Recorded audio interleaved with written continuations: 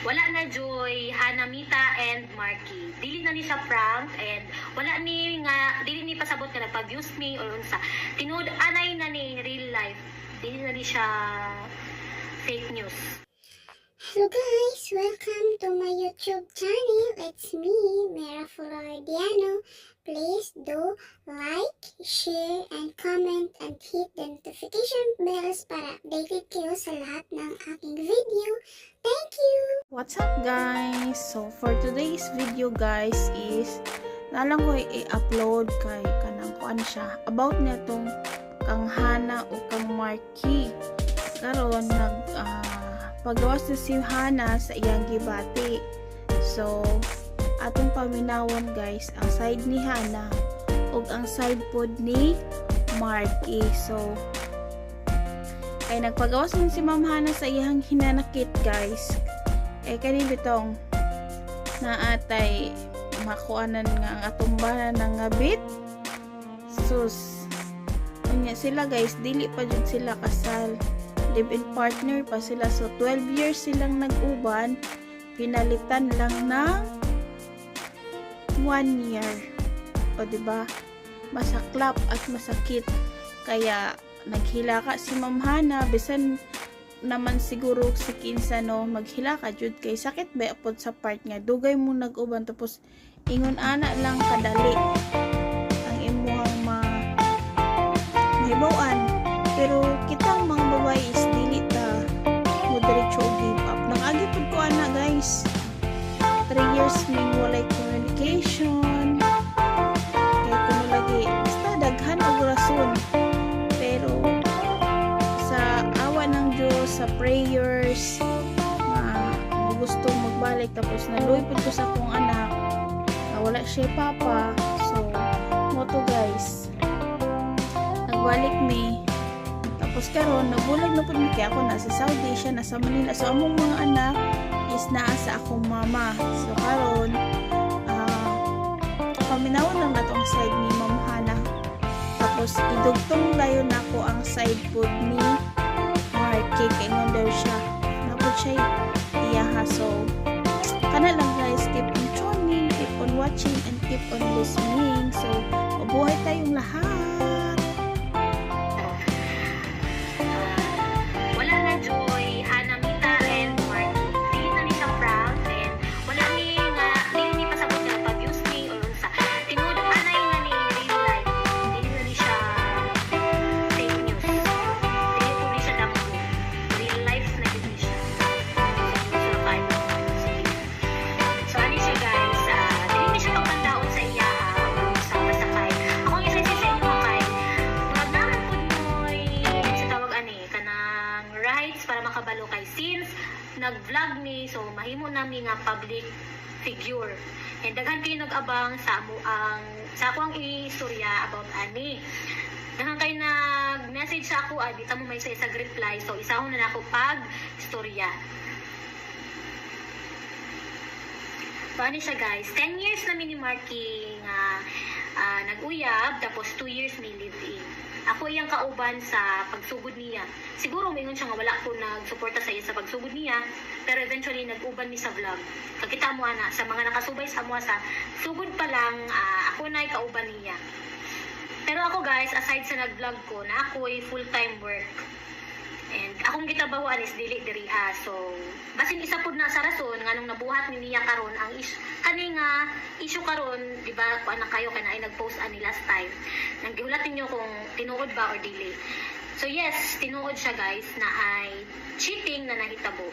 Siguro nahimo niya kay busy kay ko sa trabaho or unsa ba. Kulang ba ko na bakoy pagkukulang. Pero kadili ko perfect. Maldita jud ko. Pero kung may nga sa pagigugma sa iyaha, sobra-sobra ako pagigugma jud sa iyaha, as in sobra. Ambot lang kung maka-gets mo kaning mga babae diri nga nag sobra pud ang pagigugma. Dili man gyud ta dayon babae mo buhi. Dili dayon ta mo buhi sa tinuod lang. Gusto pa gyud nato i-fight kung antud asa taman. Samot na sa amo ang naami anak. Naami si Troy. Mag 2 years old na among anak. So sakit po kayo sa part sa isa ka ginikanan oy nga may anak nga unsay mag broken family ang anak sakit kaayo jud. So as far as kaya ayuson.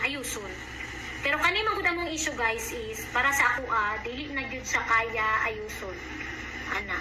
Siguro mapasaylo na ko siya pero dili pa karon. Ana, grabe. Grabe jud kasakit ang akong gibati karon. Na kondisyon lang ako na akong self-paced na mo istorya karon kay. Ang mga tao nakapalibot sa ako grabe lang pagbantay jud sa ako ang dili ko makabuhat og dautan ana. Grabe ilang pagbantay jud sa ako, grabe pud ilang pagkondisyon sa ako so ano siya guys no, yes, cheating ang nahitabo. Maingon mo nga nakabuntis siya. Nakabuntis siya pero nanay bata karon, nakaanak na gyud siya.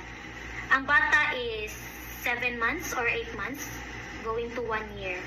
So kung imo ang kwenta-kwentahon si Troy mag 2 years karong August.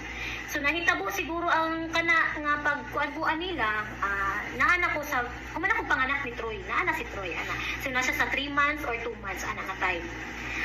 Moingon mo nga walker, di ba na issue nga walker daw ang babae. Wala ko kabalo kay wala ko personally na ingna niya kung kinsa nang babae. Wala niya nagistorya sa ako siguro iyang paglagi salipdan kay basig grabe siya na siya pagkailas ako nga ako siya pakawalawan sa social media pero wala dili na ko nabuhaton guys. Ang ako is dili naman ako mag-statement pero kay daghan kayo mga issue ng gawas kay gisakyan lagi. Ang ako ang gina-post last time is mag-imot-imot ko kay ang ako manggod as a content creator mo ingon ko nga content creator na jud ko ka naga-vlog naman ko di ba. Ang ako manggod is naga-post na jud ko everyday. So lain ko dog mag-post ko ana nga karong adlaw nga ug happy ko nga dili man ko happy. So ang ako is nagpakatotoo ko. Sad ako mga post, cryptic post, wala ko nagbanggit nga nagbulag ni or unsa. Wala pa ko nag-ingon nga nagbulag ni or unsa na by cheating na hitabo or unsa. Naa lang toy sa isa ka account na nag-post nga naay ning saysay dito sa kana nga panghitabo. Nagibanggit dito, most of nagibanggit dito is siguro tama sa base sa akong source nga nahibalan. Pero katong giingon nga walker nga mo gipaglaban niya sa iyahang point kaganina nga dili walker daw or wala niya giingon na walker tong girl. Siguro dili walker ang girl. Pero unsa ni tawag nimo anang nagpatol ka og lalaki nga kami naman mi sa open relationship since namin sa social media. And di po ka moingon nga content lang ni or love team lang mi sa content kay naman mi anak. Di ba? So kana siya is actually kaya nakabalon ako sa babae karon pero dili na ko siya i-name drop, dili na ko siya ibanggit kung kinsa siya. And kung natanaw man kasi ako ang video karon kaila ka kung kinsa ka.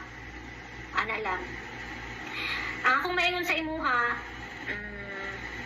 wala ko na ngayong pasaylo ninyo. Wala ko na ngayong pasaylo ninyo kay inyo man ang tinuyuan.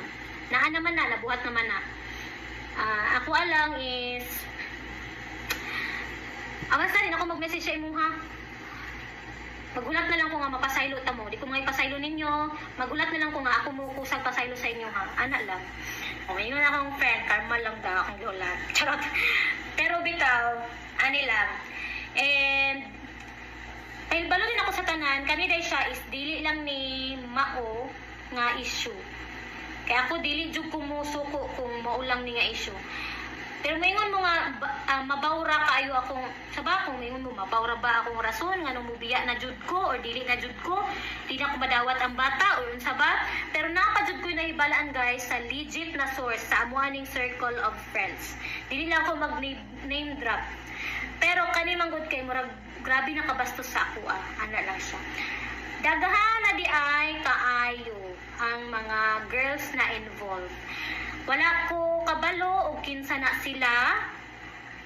Kung naaba ko'y kaila ana nila personally, nagkaistorya na ba mi ana nila, kabalo na mo o kinsa mo. Ana lang, gibastos ko ninyo. Grabe inyong pagtamak-tamak sa ako Ang akong gibati karon kay dala na gyud ni kalagot. Pero ako nang giampo nga mawala ra ni pag-abot sa panahon. Mga pasaylo ra ta mo bisag ba mo nang nagpasaylo sa ako Ano lang. Siguro wala ko'y karapatan unsa ba? Wala ko'y karapatan kay wala ko gipakaslan or unsa. Unsay pagkuan ninyo sa ako Wala ba ko'y karapatan kay wala ko gipakaslan mo nang giing-ani ko ninyo? Or sa part ni Marky nga wala na gyud siya nahigugma sa ako ay kapila na ko niya gusto biyaan pero ako gyapon ang nagsigig pugos sa akong kaugalingon. Yes guys, tinuod na. Nood na. Mo gyud ang gapugos sa ako ang kaugalingon. Grabe jud kasakit ang gibuhat nila sa ako guys. And wala ko kabalong anong gibuhat nila sa ako Pero sa tinuod guys, kaning kaanak si Marky sa lain, siya mismo ang nagstorya sa ako ani. Istorya niya sa ako, ipakita niya ang DNA test. Pero wala jud mi nagtarong og istorya or wala mi nagtalk sa private about ani. Nganong nabuhat ni niya, nganong ibuhat ni niya siguro magditag yun ko or unsa. And unsa pa man akong wala nabanggit diri. Basta na-open ako ni siya guys ha, kay grabe ang pangutana sa ako sa social media. Dahan kayo na mag-message sa ako and gusto na ko isahon lang ni siya pagtubag para wala magsigig pangutana kay sakit kaayo nga kanang asa gani ko niyo makitaan tapos mingon mo sa ko nga mama asa si Marky tapos pag isa-isahon pa ta magtubag magsige na lang gyud kog hilak dili ko ka move on. And dahan ko gusto istorya, dahan ko gusto isaysay pero dili na nako isaysay kay private na. Pero og ilaha kong balihon or unsa ilang buhaton sa ako igawas na ko tanan daghan kayo kog ebidensya. Ana lang. And unsa pa? Awareness na po dahil ni siya sa tanan guys nga mga babae nga parehas nako nga nakasinati ani karon nga padayon nagpaka-martyr parehas nako sa pila ka tuig nagpaka-martyr. Karon ako na lang ipangayo karon kay maghil ko. Ano lang? And saba, ang para sa iya hapon I hope magbago siya. Kay duha na iyang anak. Duha na imong anak pagbago na. Gusto ka matiguang ka wa kay kauban? Pero ako dako pud kay kog pasalamat sa imuha kay nag-mature ko sa atong relationship and sa mga nahitabo karon mahimo ning lesson sa ako and sa mga nakadungog ani mahimo ning lesson pud sa ila. And unsa pa? Dili jud ko maabot aning point sa akong life nga ingani kanang di ko maingon nga ning dato ko wala ko naging financially able pero nasa part nga medyo na arang-arang pud akong kayuntang nga dili na pud parehas sa una ana.